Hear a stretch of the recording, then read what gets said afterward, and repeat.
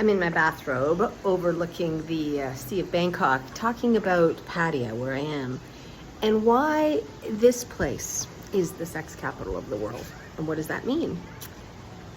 You know, I'm sitting at breakfast and there's a bunch of guys behind me who are expats who are talking about just on vacation and says, this is crazy. This is a new world, an unplaced like it. And they said, I've never been to a go-go bar and I couldn't believe how upscale it was. And somebody else said, yeah, the craziest place.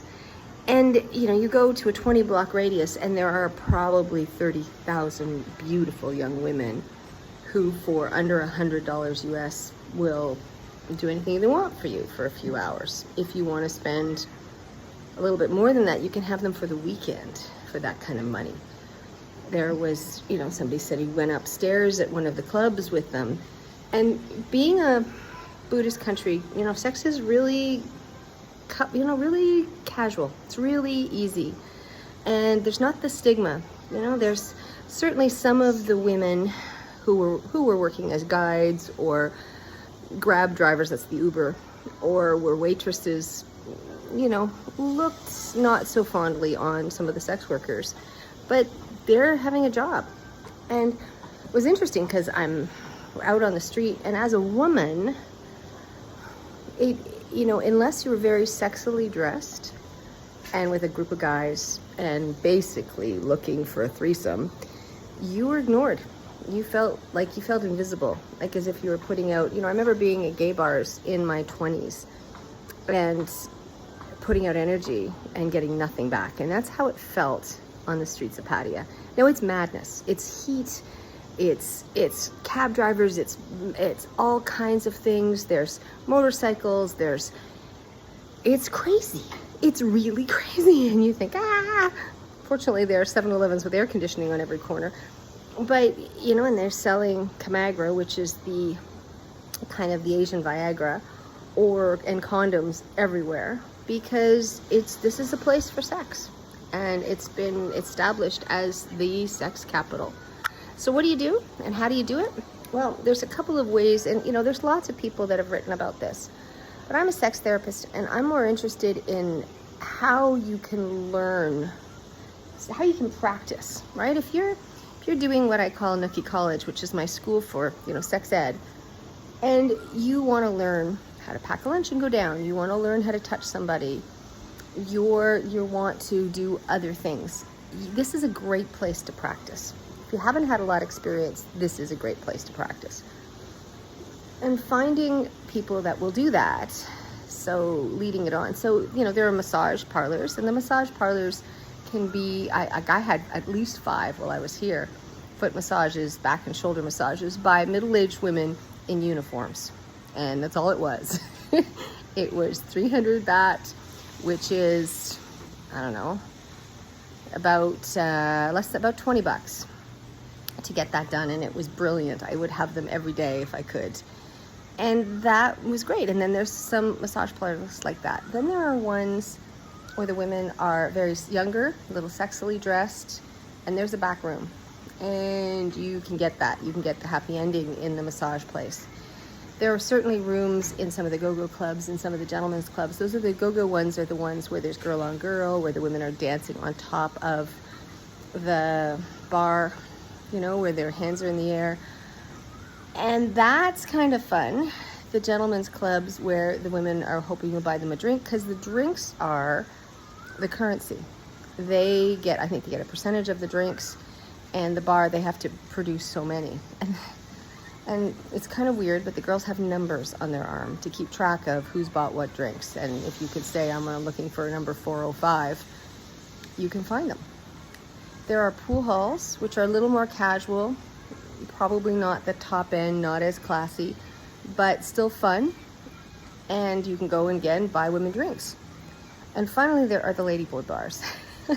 And my friend Jim says, there's a bunch of reasons why ladyboys are more fun, because they're fun. They're happy, they're fun. They're usually hornier than ladies.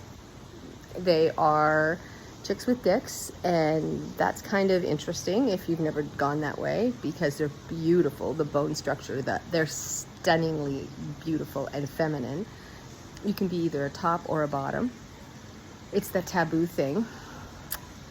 They are, they're just interesting, and it's a new experience. And if you want to try that, this is the place, because they're often waitresses too, or they're serving things, because it's so, again, socially condoned that nobody bats an eye.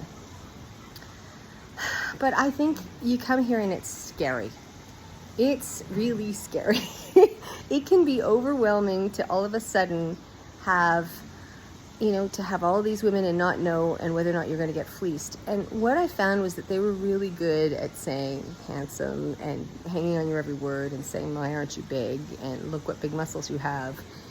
And that kind of thing. And it's exciting and it's sexy, but this is their job. They, when I talk to sex workers in North America, they think they're in sales. They treat men as wallets because they're just trying to sell them. And they don't sell their bodies the same way a construction worker doesn't sell his body. He has a trade. They have a trade. This is their business. And certainly if you treat them like they're a sideshow or a tourist attraction, and certainly when I went with a group of women, they didn't want us to take pictures. They were not comfortable with us there because they felt judged. And even though I'm a sex therapist, and God help me, I'm not judging, and I have lots of sex workers in my repertoire, I present as a middle-aged woman in Thailand when they are looking for men. They're looking over my shoulder to see who the guys are. So I think it's important that you be respectful, and it's women get to choose, and it's consent, and it really felt, people are worried about the sex trade, and I saw lots of signs that they protect children. I didn't see anybody underage. I didn't know where you could go with anybody underage. It was super respectful. Everybody was consenting. Everybody seemed really clean. Like, in fact, that the Thai women are kind of unhappy at how kind of smelly and not very put together North American men can be. They have bidets in every bathroom, every hotel bathroom, every bathroom, even the public bathrooms, so that you are clean. And if you're not, clean, washing your, like, they're a little bit like soap. If you think you're clean enough, go back and do it again. And, that even in this incredible heat, like I'm dying here standing on the balcony, you are able to stay fresh. They walk around with masks and things covering them and long things because they don't want the sun. They, protect their skin. And it's a very, as I said, very clean culture. You like the 7-Eleven sells, 40 different kinds of makeup and a whole pile of different kinds of deodorant and sort of scents and powders and cleaning things. So understanding grooming, and I think coming here and going to one of the top barbers, which will only cost you $20, and you'll get a full cleaning, or the esthetician and does, we got manicures and pedicures here for 300 baht, about $20, and then went to the tailor. And some of the tailors, we went to one that was spectacular and bought a whole bunch of stuff, and it was made to measure clothes for about $50 US. Made to measure, monogrammed, perfectly tailored shirts for $50. And that, you can get suits for, 2 fully made suits with Italian wool for $400. And coming and getting groomed and teaching yourself as a education, I don't think there's any place better. Now, I'm going to take a group of people and with my guides and do that. So if you're interested, absolutely put your email in the chat or send it to me. And I will be delighted to add you. But it's more than that. It's have a look at the pictures and realize that this is changing how things are done. So if you're not getting a lot of attention at home, you're figuring out how are we going to do that. And, and there's some places in the US, like if you're going to Vegas, it's not going to cost you $100 for a night. It's going to cost you $2,500 for a night. So coming here and trying a variety of different women, and if your fantasy is 3 women or 4 women or 1 woman for a weekend, or the girlfriend experience, or, being treated like a porn star, or ladyboys, or fetish, this may be a place. for you to get all of that experience in a safe and interesting way. I'm Sue at sexwithsue.com, and if you have any questions, post them below.